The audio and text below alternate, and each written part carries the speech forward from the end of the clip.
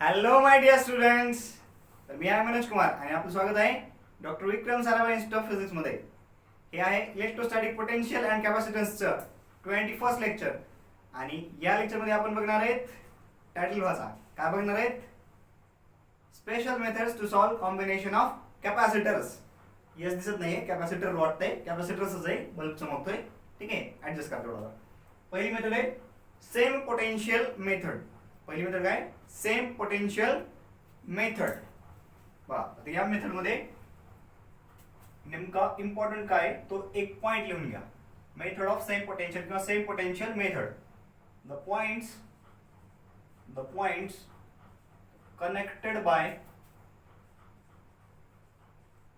connected directly, the points connected directly by a wire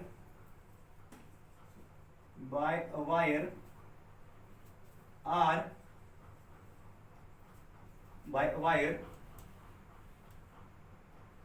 will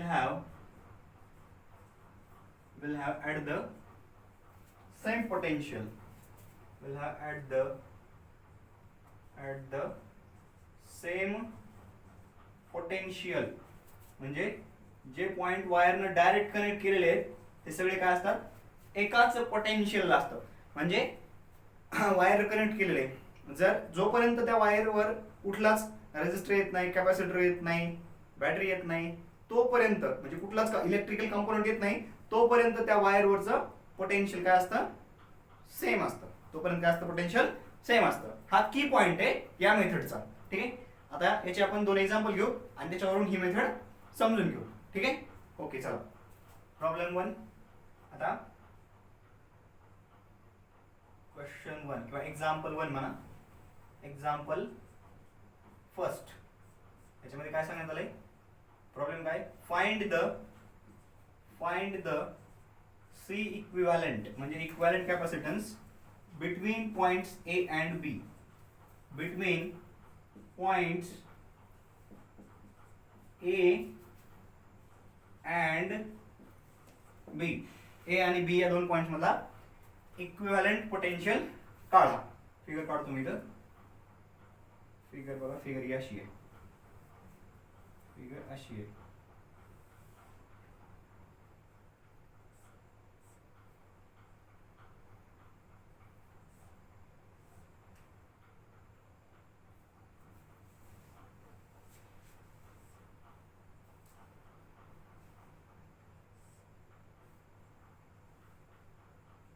इथं नाही, इथे एक कॅपॅसिटर आहे आणि इथे एक कॅपॅसिटर आहे. आणि आपल्याला काय करायचंय? हा आहे पॉइंट A आणि हा आहे पॉइंट B. ठीक आहे, चला, प्रत्येकाचा कॅपॅसिटन्स आहे C आणि आपल्याला इक्विव्हॅलेंट कॅपॅसिटन्स काढायचा आहे. ठीक आहे, आता आपण काय करू? गृहीत धरू. चला, पहिल्यांदा प्रॉब्लेम नोट डाऊन करून घ्या. ठीक आहे, केला? Pause the video and note it down. आता मी सोल्युशन काढतोय. मी परत फिगर काढणार नाही, तुम्ही परत काढायचे. ठीक आहे, आता इथं बोर्डवर लिहिण्याचा हाच फायदा असतो. समजा A या पॉइंटचं पोटेन्शियल आहे V आणि B या पॉइंटचं पोटेन्शियल आहे 0 आणि मधला एक पॉइंट आहे, समजा D पॉइंट आहे, याचं काहीतरी पोटेन्शियल आहे X. ठीक आहे, X पोटेन्शियल आपल्याला माहित नाही, असं गृहीत धरू आपण. ठीक आहे, आता 3 पॉइंट्स घेऊ आपण. बघा, A हा एक पॉइंट आहे, नंतर इथं D हा एक पॉइंट आहे आणि नंतर इथं B हा एक पॉइंट आहे. आता हे 1 2 3 4 कॅपॅसिटर आहेत, आपल्याला जोडून घ्यायचे. थोडंसं परत आपल्याला सिम्प्लिफाईड अरेंजमेंट मध्ये आपल्याला या सर्किटला काढायचं आहे. सिम्प्लिफाईड अरेंजमेंट मध्ये हे सर्किट आहे, ते परत एकदा रिड्रॉ करायचं आहे. असं समजा थोडक्यात. बघा, A आणि D यांच्यामध्ये हा कॅपॅसिटर पहिला. ठीक आहे, नंतर ठीक आहे A आणि D मध्ये हा झाला एक कॅपॅसिटर, हा आला. ठीक आहे, त्याला मी अंडरलाईन करतो. जो घेतला त्याला मी अंडरलाईन करतो इकडं. नंतर D आणि B मध्ये एक आहे, D आणि B मध्ये एक आहे, हा झाला. आता बघा, हा सुद्धा कुठे D आणि B च्या मध्येच आहे. B इथं B चं जे पोटेन्शियल तेच येईल 0. बरोबर आहे, कारण वायर काय इथपर्यंत कंटिन्युअस आहे. इथपर्यंत काय आलंय का? काहीच नाही. इथपर्यंत म्हणजे इथपर्यंत पोटेन्शियल सेमच आहे, इथपर्यंत पोटेन्शियल हे सेमच आहे इकडं. ठीक आहे, म्हणजे हा जो आहे इथला तो काय, तो जो कॅपॅसिटर आहे तो डी आणि बी च्या मध्ये, म्हणजे याला इथं असा पॅरलल मध्ये, याला इथं असा पॅरलल मध्ये आहे. ओके, त्याच्यानंतर 1 2 3 झाले. आता हा ए आणि बी च्या मध्ये, म्हणजे हा असा आता इथं या इथं. ठीक आहे, ही झाली आपली अरेंजमेंट. थोडंसं याला मी व्यवस्थित काढतो, थोडंसं व्यवस्थित काढतो याला आपण असं काढू.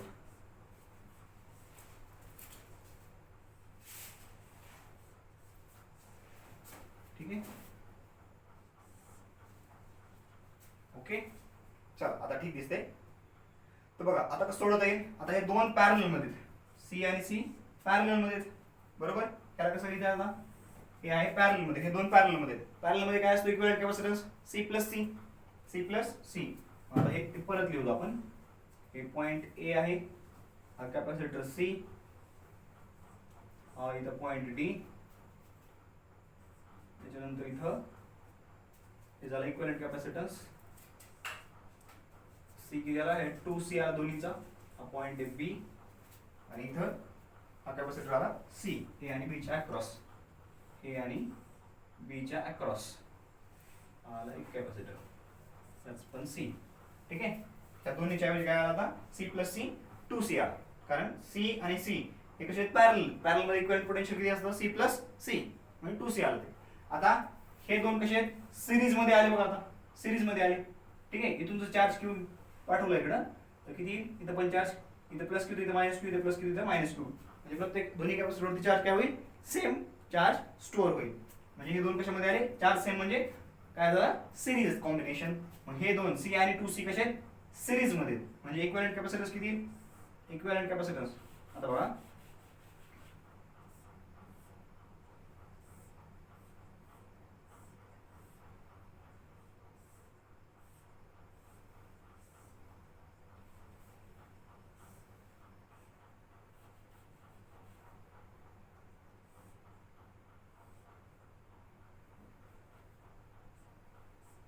किती आला बघा, इथला कॅपॅसिटन्स किती येईल?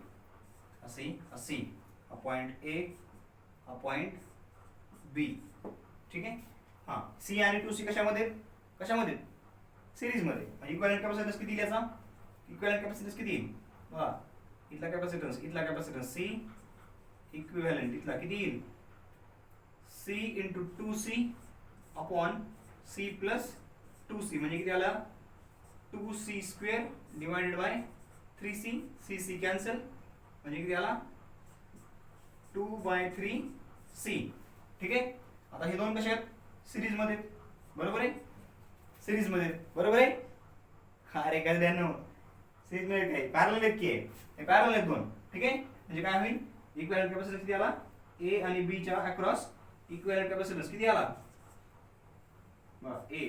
आता ह्या दोन्हीचे इक्विव्हॅलेंट कॅपॅसिटन्स, हा सी इक्विव्हॅलेंट म्हणजे 2/3C आणि सी किती आला? 2/3C आला इथं, 2/3C आणि 3C, सॉरी सी चा इक्विव्हॅलेंट कॅपॅसिटन्स फायनल, इथं सी इक्विव्हॅलेंट लिहिलं म्हणून मी फायनल लिहितो. इथं आला 2/3C प्लस सी, म्हणजे किती आला? 5/3C, 5/3C, जे काही युनिट असेल ते फॅराड, मायक्रोफॅराड, जे काय असेल हा आला इक्विव्हॅलेंट कॅपॅसिटन्स. याला म्हणायचं, ही जी मेथड आहे, ज्या मेथड आपण सॉल्व्ह केला हा प्रॉब्लेम, त्याला काय म्हणायचं? Method of same potential. कारण का बी या पॉईंटचं पोटेन्शियल इथं 0 होतं, इथपर्यंत आपण 0च मानलं, इथं 0, इथं 0 मानलं. ठीक आहे, असं. आणि या प्लेटचं एक्स इकडलं मानलं व्ही, इथून इथपर्यंत काही आहे का? काहीच नाही. म्हणजे या पॉईंटचं पण पोटेन्शियल किती असतं? व्ही. इथून इथलं पोटेन्शियल बी, व्ही 0 मानलं तर इथून इथपर्यंत पोटेन्शियल 0, इथून इथपर्यंत पोटेन्शियल 0, इथलं पोटेन्शियल 0, इथलं पोटेन्शियल 0, असं. जोपर्यंत वायर वरती कुठला कंपोनंट येत नाही तोपर्यंत पोटेन्शियल डिफरन्स चेंज होत नाही. या मेथडला काय म्हणायचं? Method of same potential. ठीक आहे, ओके. चला pause the video and note it down. चला आता या प्रॉब्लेम वरून तुम्हाला ही मेथड एकदम परफेक्ट समजेल, एकदम परफेक्ट. हा चला बघा काय विचारले? Find equivalent potential equivalent capacitance between points A and B. हा पॉइंट ए आणि तो पॉइंट बी आहे. प्रत्येक कॅपॅसिटरचा कॅपॅसिटन्स किती आहे? C C C C C 6 capacitor दिलेत, 1 2 3 4 5 6. आणि आपल्याला काय विचारलंय, ए आणि बी च्या अक्रॉस किती इक्विव्हॅलंट, ए आणि बी च्या अक्रॉस किती इक्विव्हॅलंट कॅपॅसिटन्स आहे ते विचारले आपल्याला, ए आणि बी च्या अक्रॉस. ठीक आहे, बाकीचा विचारलेला नाहीये. चला बघा, ए आणि बी च्या अक्रॉस किती येतो मग तो बघायचा आपल्याला. तर बघा इथं पोटेन्शियल किती आहे, समजा ए चा पोटेन्शियल मानला आपण व्ही आणि बी चा पोटेन्शियल मानलं समजा आपण 0 व्होल्ट. ठीक आहे, व्ही व्होल्ट आणि 0 व्होल्ट मानलं. तर बघा या पॉइंटचं पोटेन्शियल व्ही, नंतर या पॉइंटचं पोटेन्शियल व्ही, नंतर ठीक आहे इथपर्यंतच येईल ना. आता बघा बी या पॉइंटचं पोटेन्शियल 0, इथं काय आला कॅपॅसिटर आला, इथपर्यंतच पोटेन्शियल 0 आहे. इथलं पोटेन्शियल इकडं, इथलं 0 आहे का नाही, का मध्ये कॅपॅसिटर आहे, कॅपॅसिटरच्या अक्रॉस पोटेन्शियल ड्रॉप होतो, पोटेन्शियल डिफरन्स येतो. ठीक आहे, मग बघा मग काय करायचं आता, एक ॲझ्युम करू आपण. हा तुम्ही फिगर, क्वेश्चनची फिगर वेगळी काढा आणि ही आन्सरची फिगर काढा. तुम्ही आता हे मी आन्सरची फिगर काढालो, ही फिगर वेगळी काढा. या पॉइंटचं पोटेन्शियल समजा एक्स मानलं. ठीक आहे, एक्स से आपण मानले. ठीक आहे, म्हणलं आपण, तुम्ही एक्स म्हणा, ए म्हणा, बी म्हणा, सी, ए बी सी म्हणू नका. हा तुम्ही एक्स वाय झेड काय म्हणायचे मला. ठीक आहे, पी क्यू आर काय म्हणायचं ते म्हणा. नंतर इथलं एक्स आहे म्हणून या पॉइंटचं पोटेन्शियल एक्सच होणार, नंतर या पॉइंटचं पोटेन्शियल एक्सच होणार. ठीक आहे, याचं मानलंय आपण, या पॉइंटचं मानलं, त्याच्यामुळे काय झालं, इथलं पोटेन्शियल बघा इथून इथपर्यंत हे दोन पॉइंट वायर जोडलेत.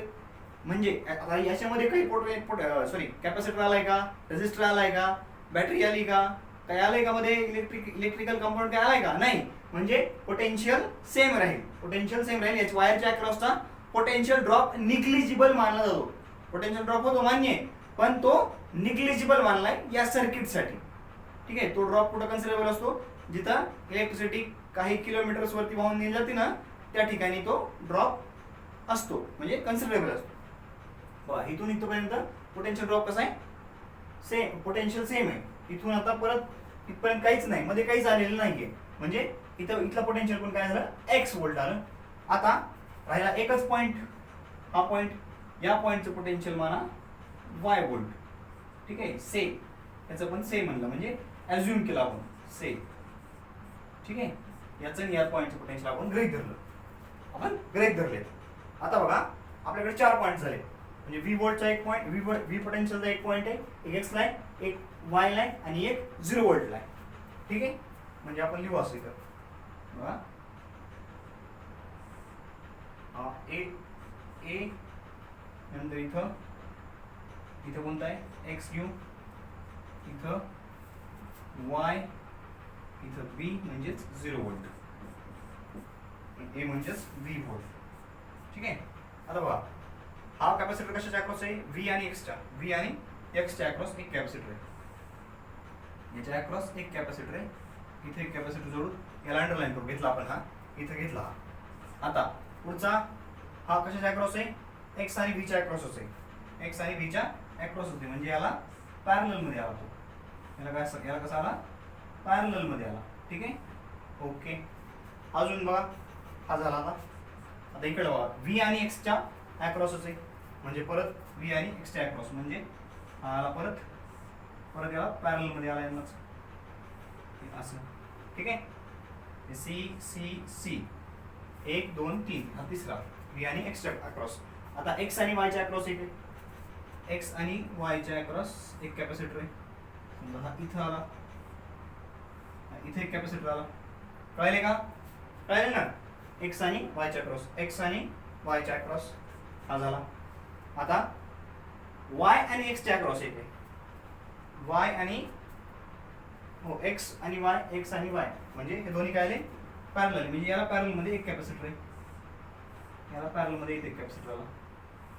ठीक आहे, म्हणजे हे दोन्ही झाली. आता राहिला शेवटचा एक्स आणि बीच्या मध्ये, म्हणजे याच्यामध्ये आणि इथून निघाला, कुठे गेला, एक्स आणि बीच्या मध्ये,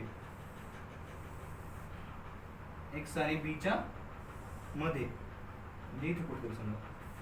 ठीक आहे, आणि आपल्याला काय विचारले, ए आणि बीच्या अक्रॉसचा पोटेन्शियल इक्विव्हॅलंट कॅपॅसिटन्स विचारला. म्हणजे हे जे सर्किट आहे, हे सर्किट ए आणि बीच्या अक्रॉस येईल का नाही, म्हणजे हा जो कॅपॅसिटन्स आहे किंवा हे जे सर्किट आहे हे ए आणि बीच्या अक्रॉस येतच नाही, त्याच्यामुळे ह्याला धरायची गरजच नाही. ठीक आहे, चला हे लिहून घ्या पहिल्यांदा. Pause the video and note it down. आता याला सिम्प्लिफाय करायचे. हे वरचं मोडतो मी, वरचं मोडतो. सगळंच मोडू का? ठीक आहे, जा मेथड ऑफ सेम पोटेन्शियल तेवढं ठेवतो ना, बाकी सगळं मोडून टाकतो.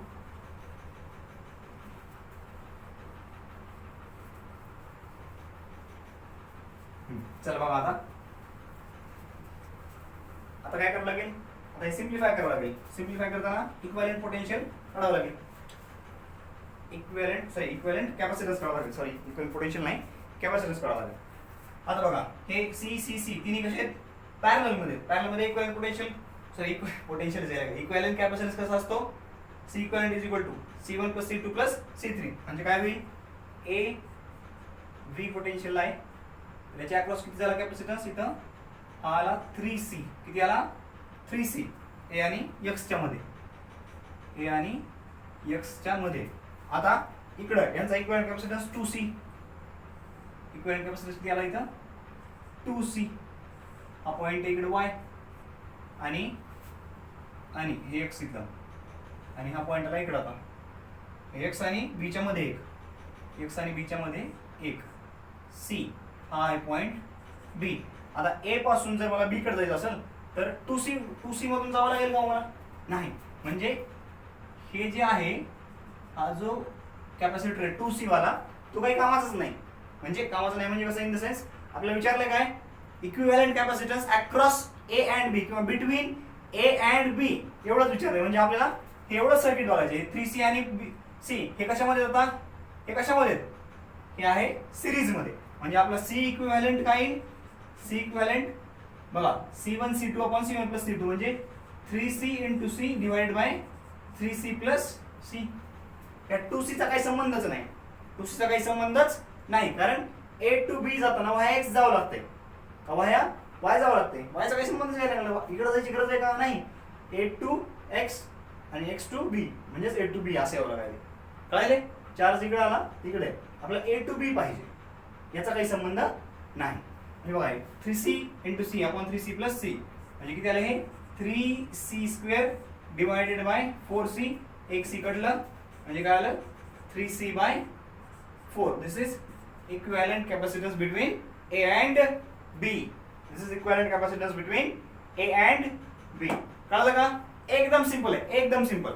आता या मेथडवरचं कुठलंही न्यूमेरिकल जर एक्झाम मध्ये आलं तर तुम्हाला इझिली यायला पाहिजे, पटकन यायला पाहिजे.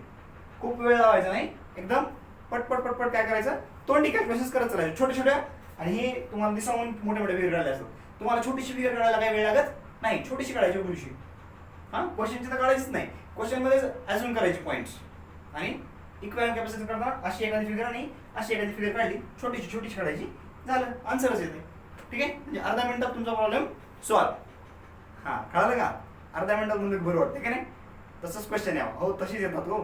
कारण 1 मिनिटात एक क्वेश्चन सॉल्व करायचा आहे, क्वेश्चन वाचायचा, त्याच्यावर विचार करायचा आणि आन्सर काढायचे. म्हणजे क्वेश्चन तसाच फ्रेम केलेला असतो. ठीक आहे, त्याच्यामुळे घाबरून जाण्याची गरज नाही. हा JEE वाल्यांना थोडासा हायर लेवलचं प्रिपरेशन करावं लागेल, पण नीट वाल्यांसाठी तेवढी काही आवश्यकता नाही. या लेवलचे क्वेश्चन्स ठीकठाक आहेत, एक्झामला येण्यासारखे आहेत आणि प्रॉब्लेम असेच येतात.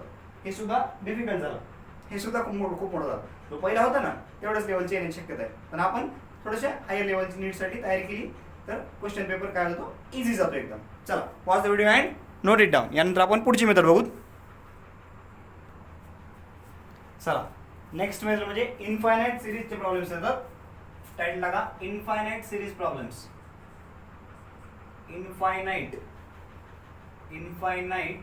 Series problems. Infinite series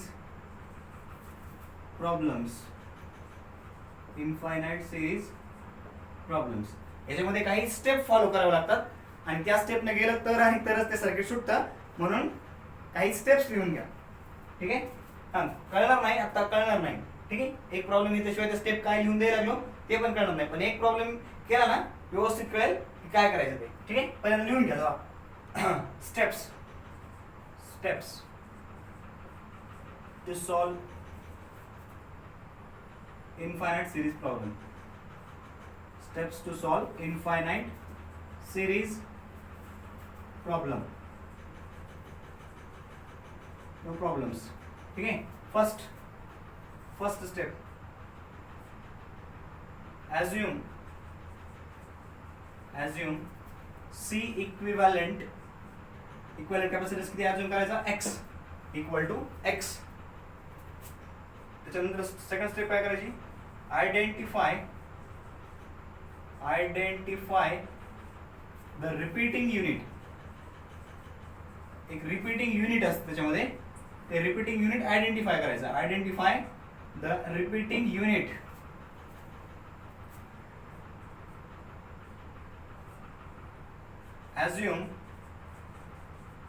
assume C equivalent of circuit.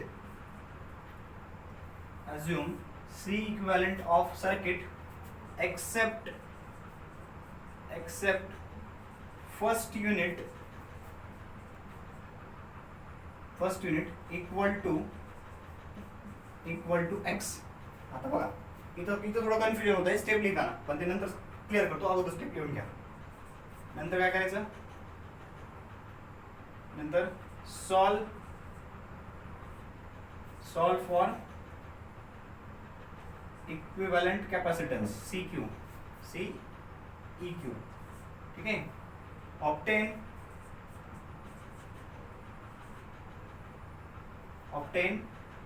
CEQ and equate it to x. x सोबत इक्वेट करा. नंतर काय होईल, एक क्वाड्रॅटिक इक्वेशन तयार होईल. Finally solve the quadratic equation. एक quadratic equation मिळेल. Finally solve the quadratic equation obtained for x साठी सॉल्व करा. या आहेत स्टेप्स. आता एक प्रॉब्लेम बघू, म्हणजे तुम्हाला या स्टेप्स कशा यूज करायच्या ते कळेल, म्हणजे ती मेथड कळेल. ठीक आहे. चला काय करायचं, find C equivalent between A and B. व्यवस्थित दिसतंय सगळं, व्हिडिओ चालू आहे ना. हां, सगळं व्यवस्थित आहे, एकदम छान, परफेक्ट, व्हेरी गुड, दिल खुश हो गया. Find C equivalent between A and B. हा पॉइंट आहे A आणि हा पॉइंट आहे B. A आणि B. आता इथे समजा हे आता एक अरेंजमेंट काढायला लागलो मी. कॅपॅसिटर C, इथे कॅपॅसिटर आहे C, नंतर परत इथे कॅपॅसिटर आहे C, इथे कॅपॅसिटर आहे C, पुढं परत तसंच आहे, हे C, परत इथे एक C, आणि हे असंच काय व्हायला लागले, रिपीट होत चाललंय. असंच रिपीट होत चाललंय. प्रत्येकाचा कॅपॅसिटन्स किती आहे, C आहे. आता बघा हे इनफायनाइट सिरीज आहे, सॉरी इनफायनाइट सर्किट आहे. ठीक आहे, इनफायनाइट सर्किट आहे. आता पहिली स्टेप काय, assume C equivalent equal to x. चला, assume C equivalent equal to x. C equivalent let C equivalent is equal to x. या पूर्ण सर्किटचा इक्विव्हॅलंट कॅपॅसिटन्स किती आहे, x आहे असं गृहीत धरलं. ठीक आहे, ही झाली पहिली स्टेप. सेकंड स्टेप काय, आयडेंटिफाय द रिपीटिंग युनिट. आता बघा C अशी जोड आहे, इथं एक उभे बघा, एक असं आणि एक आडवं. ठीक आहे, इथं एक, परत इथे एक, परत इथे एक, म्हणजे रिपीटिंग युनिट कोणतं आहे, हे झालं रिपीटिंग युनिट. बरोबर आहे, हे झालं रिपीटिंग युनिट, दिसतंय ना, हे झालं रिपीटिंग युनिट. आता आयडेंटिफाय केलं आपण. थर्ड स्टेप काय, assume C equivalent of circuit except first unit equal to x. हे युनिट सोडून उरलेलं इथून इकडं जेवढं सर्किट उरलंय त्याचा कॅपॅसिटन्स काय माना म्हणतोय, x माना. आता बघा इथे नीट लक्ष द्या. आपण काय केलंय, या इनफायनाइट सर्किटचा कॅपॅसिटन्स किती मानला, x मानला. बरोबर आहे. आता इनफायनाइट कॅपॅसिटन्स आहे, सॉरी इनफायनाइट सर्किट आहे. इन्फायनाइट सर्किट मधून काय केलं, इन्फायनाइट सर्किट मधून एक युनिट वगळलं. म्हणजे काय, साखरेच्या पोत्यामधला एक दाणा उचलला, किती साखर शिल्लक राहिली, 50 किलो साखर होती. 50 किलो साखरेच्या पोत्यातला एक साखरेचा दाणा, एक साखरेचा कण उचलला आपण, तर काय होईल, 50 किलो साखर होती. आता किती होईल, किलोच्या काट्याने मोजायला तुम्ही, किलोच्या काट्याने. ठीक आहे, 50 किलोचा काटा आहे, म्हणजे काटा समजा 1 टनाचा काटा आहे, पण 50 किलोचं पोतं मोजलं आणि त्यातला एक साखरेचा कण काढून घेतला, तर काय फरक पडेल, 50 किलो दाखवेल ना, त्यात काय फरक पडणार आहे. हा, समुद्रातलं एक बकेट पाणी पडलं, समुद्राच्या पाण्याची पातळी कमी होईल का. हा, हे तसंच आहे. पूर्ण सर्किट मधून आपण एक युनिट बाजूला ठेवलंय फक्त, कळलं. मग आता या पूर्ण इकडे सर्किटचा इक्विव्हॅलेंट कॅपॅसिटन्स किती, आधी किती मानला होता, इक्विव्हॅलेंट पूर्ण इन्फायनाइटचा किती मानला होता, x. मग या राहिलेल्याचा पण किती येईल, x. हा, आता कळालं. चल मग आता हे काय येईल, हे बघा, हे असं येईल, हे a, हे b आणि हे काय रिपीटिंग, एक रिपीटिंग युनिट जे ओळखलं होतं आपण ते काढून घ्यायचं, a आणि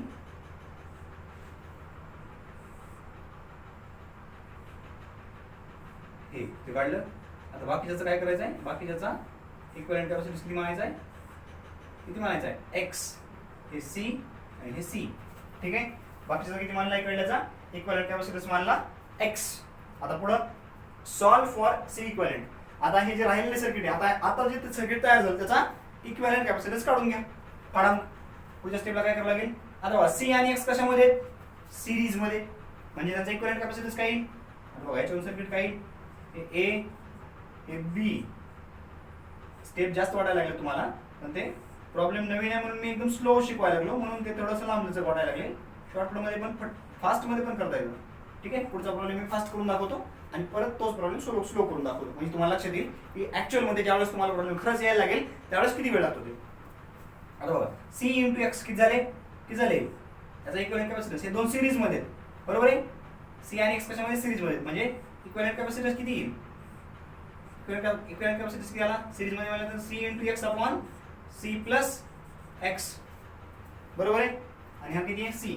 आता हा ना कशामध्ये, c आणि cx upon c plus x कशामध्ये, पॅरलल मध्ये. म्हणजे आता काय इक्विव्हॅलेंट कॅपॅसिटन्स, हे a हा पॉइंट b.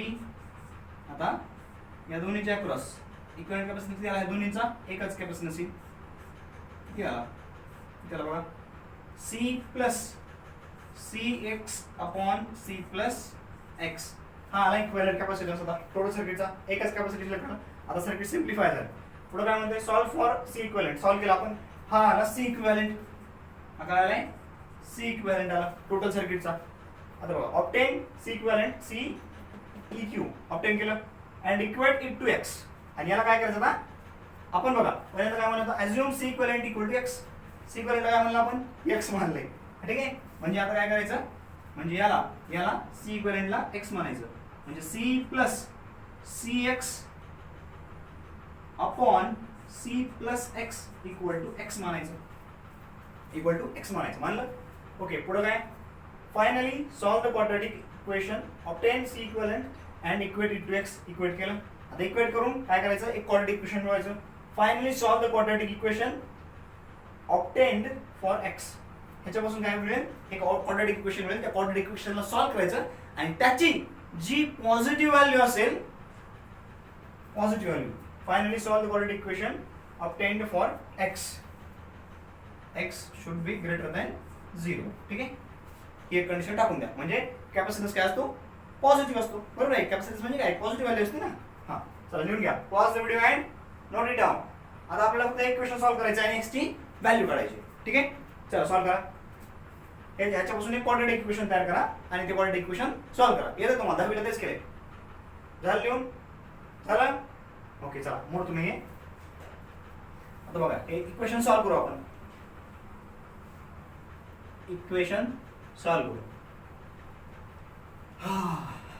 बघा काय आले, c हे लिहित नाही मी परत, त्याचा एलसीएम पडतो. हे c into c square plus cx upon काय आलं, c plus x upon c plus x is equal to x. आता c प्लस x तिकडे जाईल, म्हणजे काय होईल, हे C square plus C X 2cx, हे C into X C X आणि हे सी एक्स इंटू एक्स एक्सचा स्क्वेअर. ठीक आहे, म्हणजे काय होईल बघा, सगळ्या टर्म्स काय करा, राईट हँड साईडला घ्या. म्हणजे 0 इज इक्वल टू, इकडे 0 ठेवायचं, सगळं तिकडे घ्यायचं. म्हणजे काय होईल, हे एक्स स्क्वेअर, हे प्लस सी एक्स, हे मायनस टू सी एक्स आणि हे प्लस सी स्क्वेअरचे झाले मायनस सी स्क्वेअर. त्याला असं लिहू ना, हे 0 लेफ्टला बरोबर वाटत नाही, राईटला घेऊ त्याला. बरं, X square plus C X आणि मायनस 2cx झाले X square minus C X minus C square. आता हे आलं क्वाड्रॅटिक इक्वेशन. याला सॉल्व्ह करायचं. कसं सॉल्व्ह करणार, 10वीला क्वाड्रॅटिक इक्वेशन सॉल्व्ह केलं ना. चला, क्वाड्रॅटिक इक्वेशनचा फॉर्म्युला काय असते, क्वाड्रॅटिक इक्वेशनचा फॉर्म्युला मेथड बघा, x इज इक्वल टू काय, x is equal to minus B plus और minus root of B square minus 4ac upon 2a. हा फॉर्म्युला होता का. हा, इक्वेशन काय होतं, इक्वेशन आपण मानायचो बघा, ax square plus bx plus c is equal to 0 where a is not equal to 0. ही कंडिशन होती त्याच्यावर. a म्हणजे काय, x स्क्वेअरचा कोएफिशियंट, b म्हणजे काय, x चा कोएफिशियंट, c म्हणजे काय, कॉन्स्टंट टर्म. ठीक आहे, आता काय आलं, x च्या ठिकाणी या इक्वेशन सोबत कम्पेअर केलं, हे आपण 10वीला शिकलो. ठीक आहे, हे मी तुम्हाला सांगितलं आता. हा फॉर्म्युला यूज करावा लागणार आहे या इक्वेशन साठी. म्हणजे इथं या इक्वेशन मध्ये abc ची व्हॅल्यू इथून घ्यायची. x स्क्वेअरचा कोएफिशियंट आहे, x चा coefficient b, constant term c. आता बघा, x इक्वल टू काय, मायनस बी काय इथं c, मायनस बी म्हणजे मायनस c प्लस और minus root of B square, B काय इथं, हे मायनस c चा ना, मायनस c चा स्क्वेअर मायनस 4ac, 4 a ची किंमत 1, c ची किंमत मायनस c स्क्वेअर, ठीक आहे, minus c square divided by 2a, divided by 2 into 1. आता हे मायनस काय झाले, प्लस सी आलं, प्लस और minus root of minus C square, किती झाले, मायनस सी स्क्वेअर, हे C square minus plus 4c square divided by 2. आता याला सॉल्व्ह करा, काय मध्ये काय, रूट 5c स्क्वेअर येईल, 5c स्क्वेअरचा c कॉन्स्टंट बाहेर, c काय येईल, c बाहेर येईल. चला, जरा लिहून ये,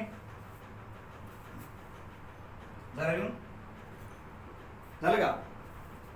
हा, चला मोडू स्टेप मोडणार नाही मी त्या. ठीक आहे, इकडे मोडायचं मला. चला बघा, आता पुढं काय नाही, सिम्प्लिफाय करायचं राहिलं. आता आन्सर चालू, आपलं आन्सर चालू काय, मग x is equal to c plus और minus root 5c square upon 2. म्हणजे काय आलं, c प्लस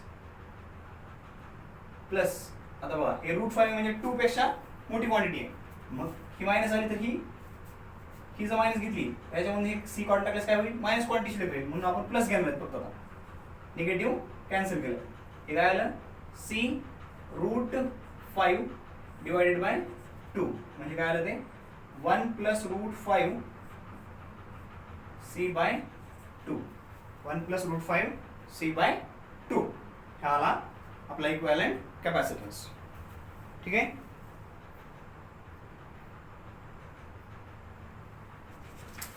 सी. ठीक आहे, एक्झाम्पल मी वेगळे घेतलं होतं, म्हणजे हे आन्सर सगळ्यांचं आलं का बघा. एक्स केलाय 1 प्लस रूट 5 c बाय 2, सगळ्यांचं आन्सर हे आलं पाहिजे. 1 प्लस रूट 5 c बाय 2. झालं ओके, क्लिअर आहे, सगळ्यांचं क्लिअर आहे. चला नेक्स्ट प्रॉब्लेम घेऊ. याच्यामध्ये प्रत्येकाची व्हॅल्यू काय टाका, एकाची c आणि आता इथं काय करा, 2c करायचं. हे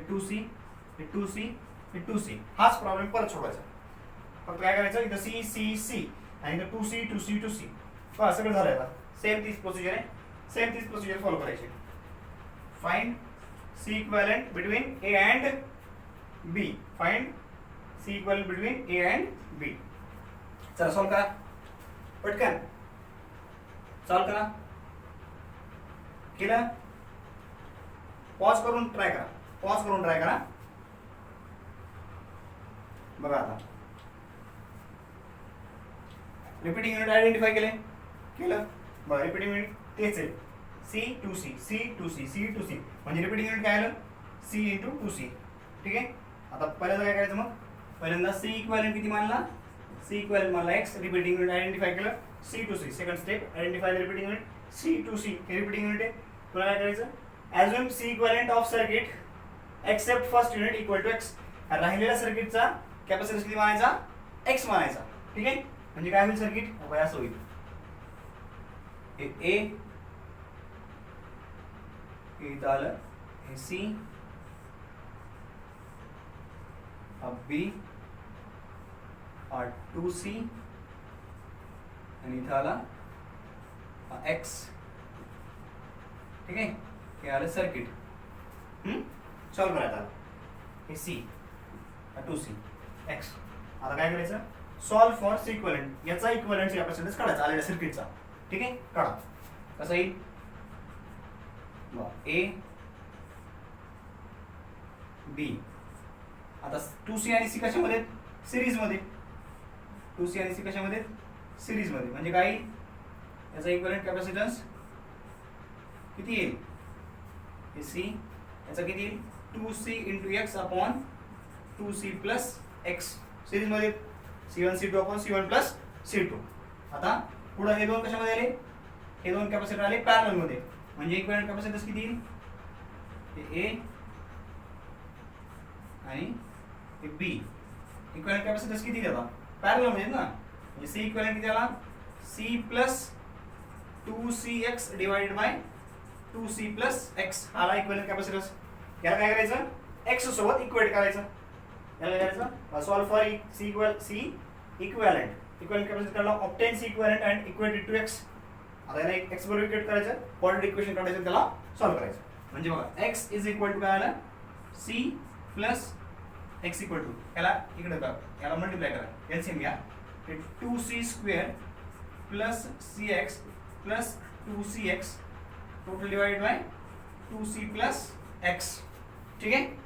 आता बघा याला इकडे घ्या, काय 2CX plus x square is equal to 2C square plus CX, sorry CX plus CX किती आले, ठीक आहे ना, CX प्लस 2CX. ठीक आहे. 2C square plus CX plus 2CX. हे 2CX आणि हे 2CX कॅन्सल झालं, बरोबर आहे, कॅन्सल झालं. आता पुढे सॉल्व करा. x स्क्वेअर बाकीचे टर्म आता लेफ्ट साईडला घ्या. मोडू काय वरचं लिहून घ्या. Pause the video and note it down. आता पुढे काय येईल बघा,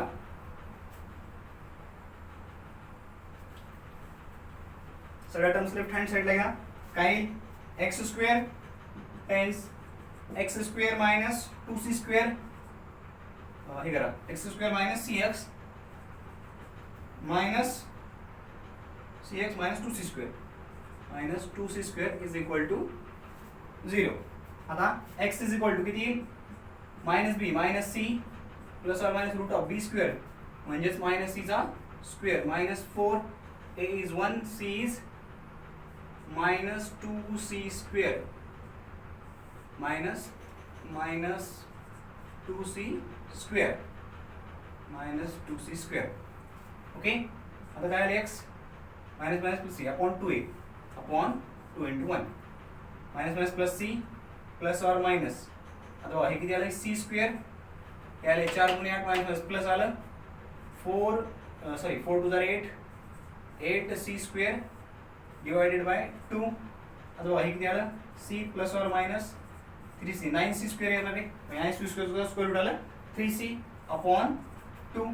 आता हे मायनस घेऊन जमेल का, नाही, म्हणून काय करू, प्लस घेऊ. 3C plus 3C divided by 2. हे 4C डिवाइडेड बाय 2 म्हणजेच किती आलं, hence x is equal to 2C. x is equal to आलं 2C. ठीक आहे. एकदम इझी आहे, एकदम इझी आहे. हा, याला थोडासा वेळ लागेल, पण बाकीचे काही क्वेश्चन असे असतील की जिथं तुम्हाला अर्धा मिनिट लागेल तसं तुम्हाला अर्धा मिनिट जो वाचलेला आहे तो इकडे इन्व्हेस्ट करायचा अशा क्वेश्चन्समध्ये. काही क्वेश्चन्स 1 मिनिटात होणार नाही असा एखादा क्वेश्चन असतो, 45 म्हणजे एक 4-5 क्वेश्चन असे असतील आणि बाकीचे क्वेश्चन्स बरे असतील. एक 5 क्वेश्चन असे असतील थोडेसे टफ म्हणजे त्याला वेळ जास्त लागेल. टफ म्हणजे काय येणार नाहीत असे नाही, टफ म्हणजे त्याला थोडासा वेळ लागेल. चला झालं, x = 2c. ओके, चला आता एक तुम्हाला होमवर्क देतो, तुमचं तुम्ही करायचा. ठीक आहे. 3-1-2 बघा आता होमवर्क आहे. इथं आहे 3 मायक्रोफॅरड, 1 मायक्रोफॅरड आणि हे इथलं आहे 2 मायक्रोफॅरड. ठीक आहे, 2 मायक्रोफॅरड. 3-1-2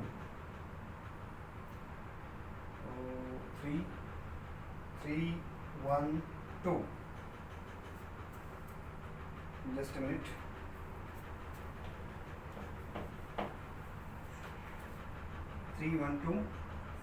परत 3 मायक्रोफॅरड, 1 मायक्रोफॅरड आणि 2 मायक्रोफॅरड आणि असंच वाढत चाललंय. ठीक आहे. रिपीटिंग युनिट काय ना 3-1-2 3-1-2 हे रिपीटिंग युनिट आहे. ठीक आहे. तर बाकीचं तुमचं तुम्ही करा.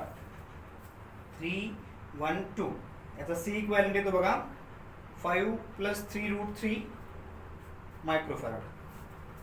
याचा आन्सर काय, याचा आन्सर ठीक आहे. याचा आन्सर सांगू 5 + 3√3 मायक्रोफॅरड.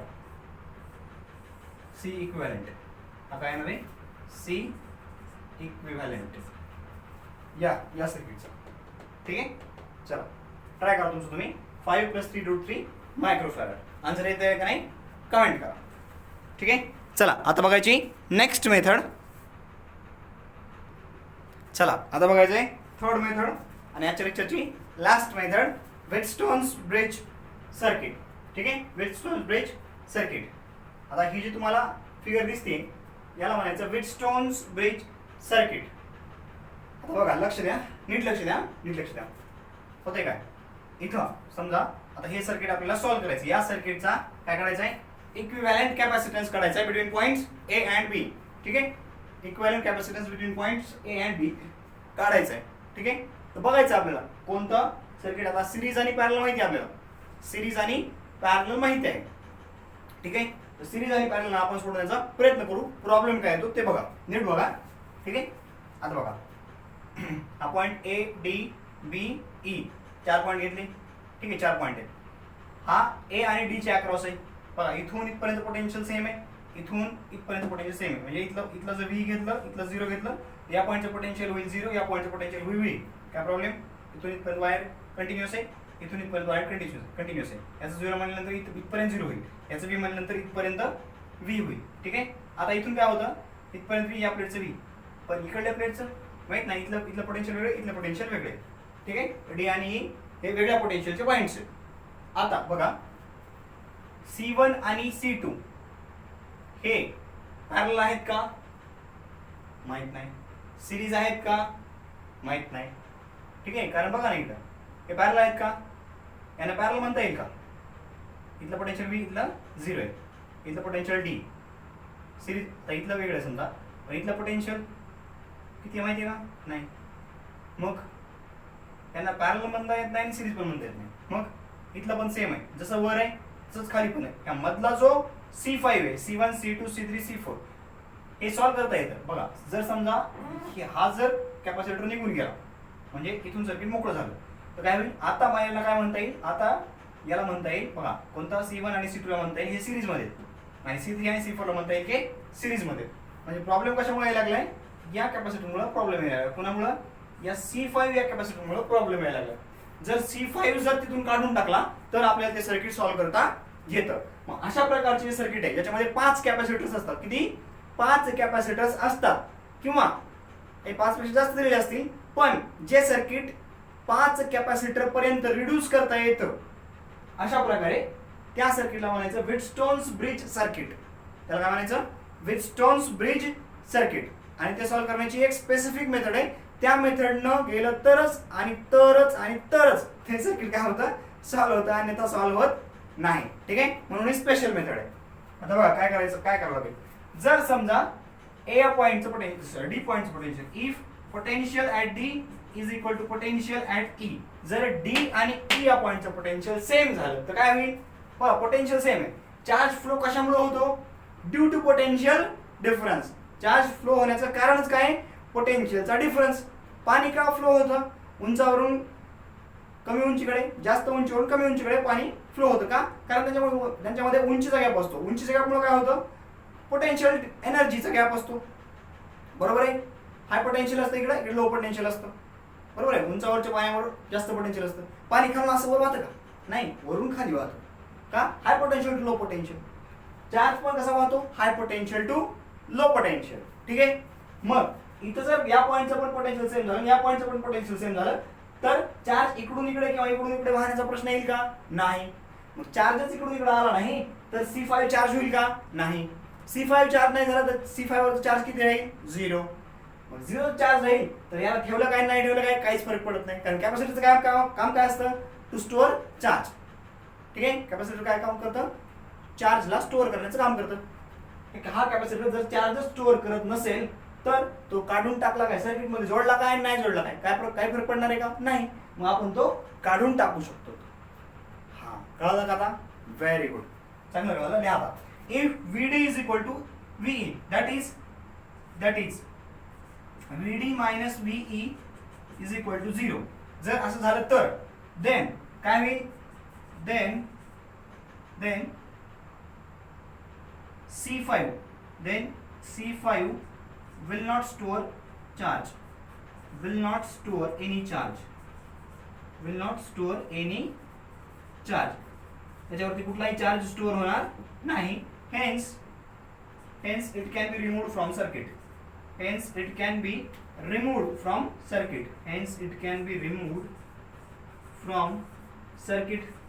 आणि म्हणून ते काय करता येतं? सर्किट मधून काढून टाकता येईल. पेनची शाई संपत आलेली आहे. मी पेनची शाई भरतो, तोपर्यंत तुम्ही लिहून घ्या. पटपट लिहून घ्या. ठीक आहे. लिहिलं. आता आपण व्हिटस्टोन ब्रिजची कंडिशन काढू. त्या कंडिशनवरून आपल्याला प्रॉब्लेम्स सॉल्व्ह करायचे. ठीक आहे. लिहिलं. चला आता आपण एक व्हिटस्टोन ब्रिजची कंडिशन काढू की कॅपॅसिटर कोणत्या रेशो मध्ये असले, कॅपॅसिटरचा रेशो काय असला म्हणजे डी आणि ई चा पोटेन्शियल सेम होईल. म्हणजे ही जी कंडिशन आपण मांडली आहे VD इक्वल टू VE, असं कधी होतं? बघा C5 कधी काढून टाकतात आपल्याला? जर डी आणि ई पॉइंटचं पोटेन्शियल सेम असेल तर. मग कधी? मग म्हणजे C1 C2 C3 C4 यांच्यामध्ये काय रिलेशन असेल तर डी आणि ई चं पोटेन्शियल सेम होतं, ते काढायचं आपल्याला. त्यालाच म्हणतात व्हिटस्टोन ब्रिज कंडिशन. ठीक आहे. चला मग बघा आता इथे काय होईल? इथलं पोटेन्शियल काय झालं? 0 झालं. इथलं पोटेन्शियल आपण 0 मानलं. आपण आधी गृहीत धरायला लागलो की इथलं पोटेन्शियल 0 आहे आणि नंतर काढायला लागलो, त्याच्यावरून काढायला लागलो की ते 0 झाल्यास काय होतं? जे होतं तीच आहे व्हिटस्टोन ब्रिज कंडिशन. ठीक आहे. चला काढा बघा आता. हा, इथला पोटेन्शियल काय बघा? VD. आता इथं पोटेन्शियल इथं आणि इथं पोटेन्शियल काय? 0 आहे. पोटेन्शियल काय इथं? 0 आहे. समजा इथलं पोटेन्शियल x मानलं, इथलं पोटेन्शियल x मानलं. इथलं पोटेन्शियल 0 नाहीये. दोन्ही पॉइंटचं पोटेन्शियल सेम आहे. And it is not equal to 0. हे 0 नाही, हे लक्षात घ्या. 0 नाहीये, काहीतरी पोटेन्शियल आहे, x आहे. आता बघा मग इथला पॉइंटचं पोटेन्शियल V मायनस x. बघा C इज इक्वल टू काय असतं? Q by V. म्हणजेच काय होईल? याच्यावरून काय? Q is equal to V is equal to काय? याच्यावरून आपल्याला V काढायचे. V is equal to Q by C. ठीक आहे. V इज इक्वल टू काय? Q by C. म्हणजे हा जो V असतो हा काय असतो? डेल्टा V असतो. V काय असतो? Delta V. Hence delta V is equal to Q by C. मग आता V मायनस x याच्यावरून आपण काय काढू? कंडिशन काढू. नंबर 1 व्ही मायनस एक्स, बघा V minus X is equal to काय, समजा आता इथून बघा चार्ज, इथून चार्ज क्यू निघाला, इथपर्यंत चार्ज काय क्यू सी, तर इथून काय होईल, त्याला दोन वाटा सापडल्या, इकडे गेला चार्ज Q1, इकडे गेला समजा चार्ज Q2. ठीक आहे. आता हा कॅपॅसिटर नाही असं कधी धरले आपण, म्हणजे इथं Q1 आला म्हणजे इथं पण काय Q1, आणि इकडून Q2 आला म्हणजे इथं पण काय Q2. ठीक आहे. चला बघा V minus X is equal to काय, Q बाय C म्हणजेच Q1 by C1, Q1 by C1 and इकडे बघा, इकडे पण काय V minus X, V minus X is equal to काय Q2 by C3, Q2 by C3. माझा बघा हे दोन्ही काय इक्वल आहेत, हे कळलं ना, delta V change in potential, हे व्ही इथलं पोटेन्शियल या दोन पॉईंट मधला पोटेन्शियलचा डिफरन्स, म्हणजेच या कॅपॅसिटरच्या अक्रॉसचा पोटेन्शियल डिफरन्स. इथून इथपर्यंत पोटेन्शियल आहे, इथून इथपर्यंत म्हणजे या पॉईंटचं आणि या पॉईंटचं पोटेन्शियल सेम आहे. पोटेन्शियलच्या अक्रॉस किती पोटेन्शियल डिफरन्स आहे, V मायनस एक्सचा डिफरन्स आहे, V मायनस एक्सचा डिफरन्स आहे, which is equal to Q by C. Delta V equal to Q by C. Q किती आहे Q1, C किती आहे C1. V minus X is equal to Q1 by C1. Similarly V minus X is equal to Q2 by C3. आता Q2 by C3, आता दोन्ही left hand side equal आहेत म्हणून right hand side काय होती, equal. Hence Q1 by C1 is equal to Q2 by C3. बरोबर आहे. आणि याच्यावरून Q1 बाय Q2, Q2 ला इकडे घ्या, C1 ला तिकडे वाढवा, Q1 by Q2 is equal to C1 by C3. याला म्हणलं इक्वेशन नंबर 1. आता सेकंड काढा. आता बघा x मायनस 0 याच्या अक्रॉस x मायनस 0 किती, x minus 0 is equal to Q1 by C2, Q1 by C2. येईल का, हा फॉर्म्युला वापरला delta equal to Q by C, कुठं याच्या across x minus 0 is equal to Q1 by C2. आणि इथं वापरा x minus 0 is equal to Q2 by C4, Q2 by C4. आलं. ओके. आता लेफ्ट हँड साइड सेम आहे, right hand side same होती. Q1 by C2 is equal to Q2 by C4. याच्यावर काय लिहिता येईल, Q1 by Q2 is equal to C2 by C4, C2 by C4. ठीक आहे. ही आली सेकंड कंडिशन, सेकंड इक्वेशन. आता बघा इकडे Q1 बाय Q2, फर्स्ट आणि सेकंड इक्वेशनच्या लेफ्ट हँड साइड सेम आहे म्हणून राईट हँड साइड सेम होती. म्हणजे काय, हेन्स फ्रॉम इक्वेशन्स 1 and 2 काय C1 upon C3 is equal to C2 upon C4, C2 upon C4, and this is called Wheatstone's bridge condition. Wheatstone's bridge condition. याला काय म्हणायचं, Wheatstone bridge condition. काय म्हणायचं, Wheatstone bridge condition. लिहून घ्या. चला pause the video and note it down. आता clear आहे सगळं, क्लिअर आहे, व्हेरी गुड. चला pause the video and note it down. चला बघा एक सिंपल प्रॉब्लेम आहे, पहिला प्रॉब्लेम आहे म्हणून सिंपल घ्यायला लागलो. बघा चला, find equivalent capacitance between A and B. हे सांगितलं आपल्याला, काढायला सांगितलंय.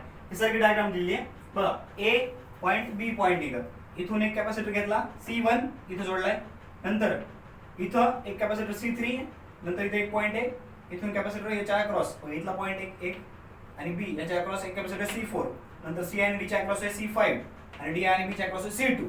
अशी फिगर दिलेली आहे. आणि काय दिलेली आहे, C1 equal to C2 equal to C3 equal to C4 equal to 4 microfarad आणि C5 इज नॉट नोन म्हणते. C5 ची व्हॅल्यू माहित नाहीये आणि C1 C2 C3 C4 च्या व्हॅल्यूज प्रत्येकाची 4 मायक्रोफॅरड आहे प्रत्येक कॅपॅसिटरची व्हॅल्यू. ठीक आहे. आणि आपल्याला विचारलंय C equivalent between A and B, A आणि बी च्या अक्रॉसचा इक्विव्हॅलेंट कॅपॅसिटन्स काढायला सांगितलंय. कळलं का काय सांगितलंय? ठीक आहे. चला बघा आता याच सर्किटला नीट लक्षात ठेवा, हे सर्किट खूप फेमस आहे. आता याला आपल्याला असं कन्वर्ट करता येतं, ए बी इथं काय देऊ नाव सी आणि इथं नाव दिलं समजा डी. तर काय करता येईल यालाच, बघा C1 इथं C1 आहे, तिकडला C2 हे C2 हे C2 इथं या, हे C3 बघा, ए आणि सी, ए आणि सी च्या अक्रॉस काय C3, ए आणि सी च्या असं सी ला इकडे लिहू आपण, सी ला इकडे लिहू, डी ला इकडे लिहू, ठीक आहे. ए आणि सी च्या अक्रॉस C3, ए आणि सी च्या अक्रॉस C3 लिहिला. नंतर ए आणि डी च्या अक्रॉस काय C1 आहे, ए आणि डी च्या अक्रॉस C1 लिहिला. नंतर डी आणि बी च्या अक्रॉस C2, डी आणि बी च्या अक्रॉस C2. नंतर C4 कुठे आहे, सी आणि बी च्या अक्रॉस, सी आणि बी च्या अक्रॉस C4 आणि सी डी च्या अक्रॉस C5, सी डी च्या अक्रॉस C5. म्हणजे काय तयार व्हायला लागले, वेटस्टोन ब्रिज तयार व्हायला लागलाय. आणि हे खूप फेमस सर्किट आहे. हे असं देत नाही डायरेक्ट, असं डायरेक्ट देत नाही, हे कसं देतात, अशा टाइप मध्ये देतो, ठीक आहे. वेगळी काहीतरी थोडंसं चित्र वेगळं असावं. पण तुम्ही काय करायचं, मोजायचं 5 कॅपॅसिटन्सेस आहेत का, किंवा जर नसतील तर काय होतं, यालाच पॅनल मध्ये वाढवून वर एखादा देणार, त्याच्यावरून त्याला रिड्यूस करून 2 ला रिड्यूस करून 1 करता येणार, अशा टाईपचं सर्किट दिलेलं असतं.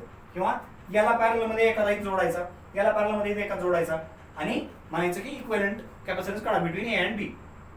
मग 7 कॅपॅसिटन्स असतील, 8 असतील, त्याला 5 पर्यंत रिड्यूस करायचं आणि व्हीटस्टोन ब्रिज वापरायचा. कळलं? ओके, चला. पण ती कधी वापरता येतो, कधी वापरता येतो, जर C1/C3 हे असं असेल तर, हे अशा कंडिशनला ही जी ब्रँच आहे ना, मधली जी ब्रँच आहे, मधला जो ब्रँच जो कॅपॅसिटन्स आहे त्याच्या इकडं, त्याच्या लेफ्ट साइडला C1/C3. मग इथं तुम्ही C2 नाव द्या, C4 नाव द्या, काय द्यायचं द्या. C1/C3 आहे, इथं काय पाहिजे,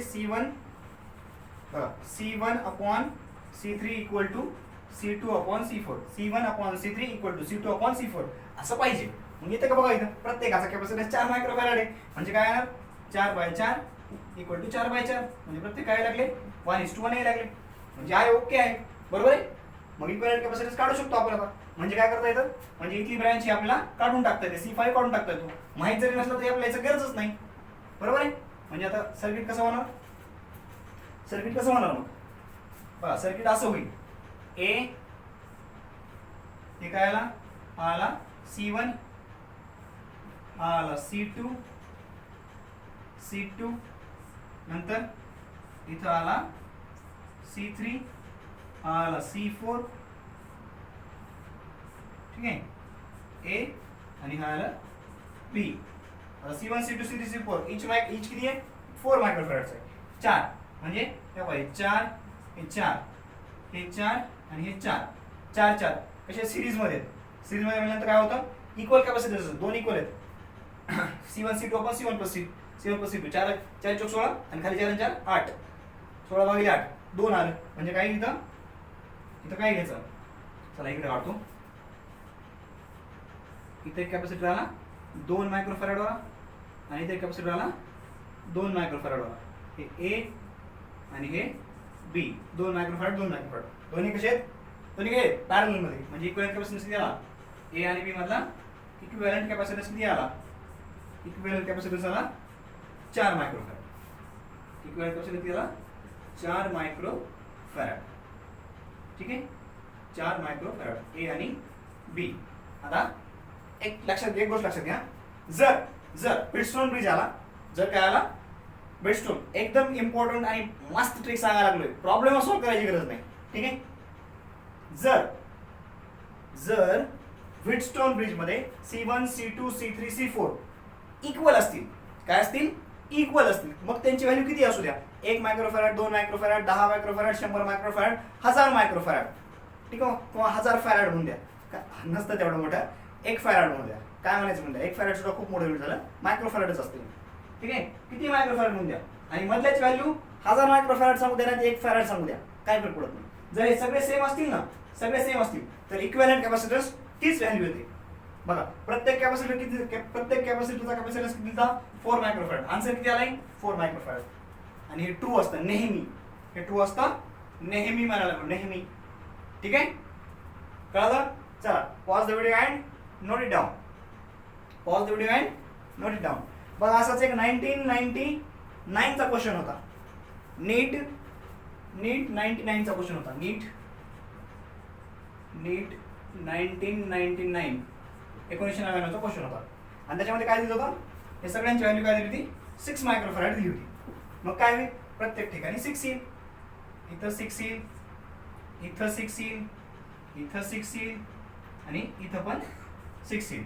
6 6 6 into 6 upon 6 plus 6 बघा सी इक्विव्हॅलेंट काय आला यांचा काय आला 6 into 6 upon 6 plus 6 साय 36 साय दुने 12 12 3 36 3 मायक्रोफॅरड म्हणजे इथं 3 3 म्हणजे इथे किती आले ते 3 मायक्रोफॅरड आणि हे 3 मायक्रोफॅरड आणि किती झालं 3 आणि 3 6 मायक्रोफॅरड आला आन्सर तेच 6 ठीक आहे व्हेरी गुड एकदम जबरदस्त ट्रिक सापडली आहे का नाही जबरदस्त ट्रिक सापडली काय प्रॉब्लेम सॉल्व्ह करायची गरज नाही फक्त इक्वल यावे हा सगळे नाहीतर डिफरंट असताना करता आला तसा खेळ डिफरंट असताना मग सॉल्व्हच करावं लागतं मग हे असंच करावं लागतं ठीक आहे मग मात्र कॅल्क्युलेशन्स करावे लागतील पण तरी सुद्धा तेवढे काही डिफिकल्ट असणार नाहीत ओके चला pause the video and note it down चला एक last time best question solve करू आणि आपण इथं थांबूया ठीक आहे आता इथं समजा वेगवेगळ्या व्हॅल्यूज आहेत मग काय करणार हा फेमस क्वेश्चन आहे आता हे इथं वेगवेगळ्या व्हॅल्यूज टाकल्या बघा इथं सर्किट द्यायचं आहे फक्त इथं 2 मायक्रोफॅरड आहे C1 C2 4 microfarad C3 3 microfarad C4 6 microfarad आणि C5 5 मायक्रोफॅरड ठीक आहे मग कसं सॉल्व्ह करणार बघा इथे किती आला इथं आला 2 ठीक आहे याची व्हॅल्यू 2 याची व्हॅल्यू आहे 3 याची व्हॅल्यू आहे 6 याची व्हॅल्यू आहे 4 आणि मधल्याची व्हॅल्यू आहे 5 ठीक आहे मायक्रोफॅरड मध्ये सगळे ठीक आहे ओके चल आता सॉल्व्ह करता येईल बघा इथं बेत्रिक 6 आता इथं 4/3 2 C1 upon C3 किती लागले C1 upon C3 लागले 2:3 आणि C2 upon C4 किती लागले 4:6 म्हणजेच 2:3 बरोबर आहे म्हणजे याला आपल्याला कॅन्सल करता येईल बरोबर आहे म्हणजे सर्किट कसं आलं सर्किट आलं असं हे होईल हे असं सर्किट आलं क्लियर आहे ए बी हे किती आहे 2 हे 4 हे 2 हे 4 आणि हे 3 आणि हे 6 आता 2 आणि 4 आणि 3 आणि 6 ठीक आहे इक्विव्हॅलेंट कॅपॅसिटन्स काढायचा आहे याचा इक्विव्हॅलेंट कॅपॅसिटन्स हे सिरीज मध्ये असतील बरोबर आहे सिरीज मध्ये असतील याचा इक्विव्हॅलेंट कॅपॅसिटन्स किती आला याचा इक्विव्हॅलेंट कॅपॅसिटन्स ठीक आहे हे मी इथे काढायला होतो सर्किट काढून घ्या ठीक आहे 2 आणि 4 हे बघा ए बी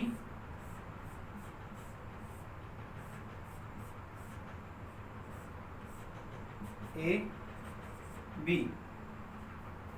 2 4 म्हणजे काय आलायचा 2 into 4 divided by 2 plus 4 किती आला 4 2 8 divided by 2 4 6 ठीक आहे 4:3 4 2 8 4 2 6 बेत्रिक 6 बेचोक 8 यांचा काय 3 into 6 3 into 6 divided by 3 plus 6 sin 3 18 sin 3 9 9 2 18 2 4/3 plus 2 आता हे दोन पॅरलल मध्ये म्हणजे इक्विव्हॅलेंट कॅपॅसिटन्स किती येणार इक्विव्हॅलेंट कॅपॅसिटन्स ए आणि बी च्या अक्रॉस किती येणार 2 plus 4/3 3 2 6 आणि 4 10 10/3 आणि आन्सर हे येणार मायक्रोफॅरड कारण आपल्याला सगळे दिले होते मायक्रोफॅरड मध्ये क्लियर आहे एकदम सिंपल आहे कळलं चला नसेल कळलं तर रिपीट करा आणि बघा कारण व्हिडिओ खूप लेंथी होतो ठीक आहे चला pause the video and note it down pause करा आणि नोट डाऊन करूया तर इथं हे स्पेशल मेथड्स संपतात ठीक आहे कॅपॅसिटर अजून म्हटलं तर 1-2 लेक्चर येतील आणि कॅपॅसिटर संपून जाईल ठीक आहे तर काय अडचण असेल तर कमेंट करा आणि नसेल तर एकदम मस्त अभ्यास करा आणि काही अडचण असेल तर कमेंट करत जा आपण ठीक आहे चला ऑल द बेस्ट